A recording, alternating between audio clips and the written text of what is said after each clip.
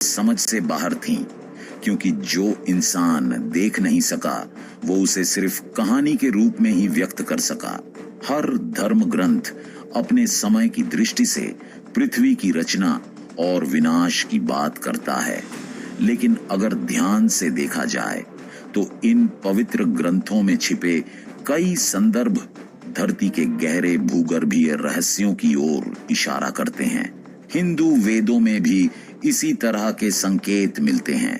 ऋग्वेद में हिरण्यगर्भ यानी ब्रह्मांड के सुनहरे अंडे का जिक्र है, जिससे सृष्टि का जन्म हुआ, और फिर प्रलय, एक ऐसा काल जब सब कुछ नष्ट हो जाता है, सिर्फ जल और अंधकार रह जाता है। क्या ये विवरण किसी प्रागैतिहासिक विनाश जैसे डायनासोरों की समाप्ति का प्रतीक हो सकते हैं? वेदों में नाग, असुर और गया है, एक ऐसा जीव जिसका नाम था बहेमथ।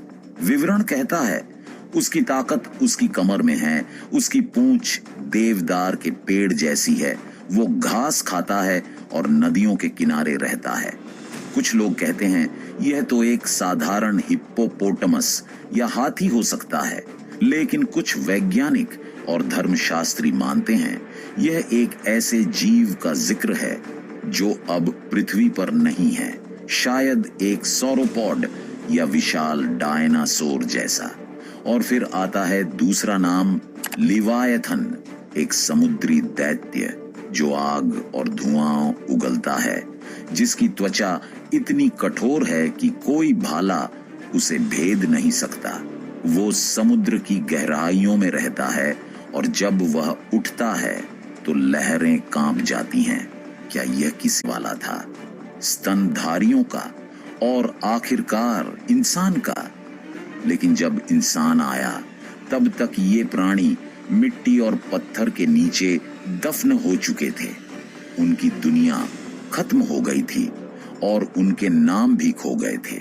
अब सवाल ये है, जब मानव ने पहली बार धर्म और ईश्वर की अवधारणा गढ़ी तो क्या उसे पता था कि कभी इस धरती पर ऐसे जीव भी थे, या वो सत्य समय की परतों के नीचे हमेशा के लिए छिप गया? अब हम चलते हैं समय की उस रेखा पर जहां पहली बार इंसान ने अपनी कहानी लिखनी शुरू की। लगभग 5000 साल पहले, जब सभ्यताएं बन रही थीं, जब भाषा आकार ले रही थी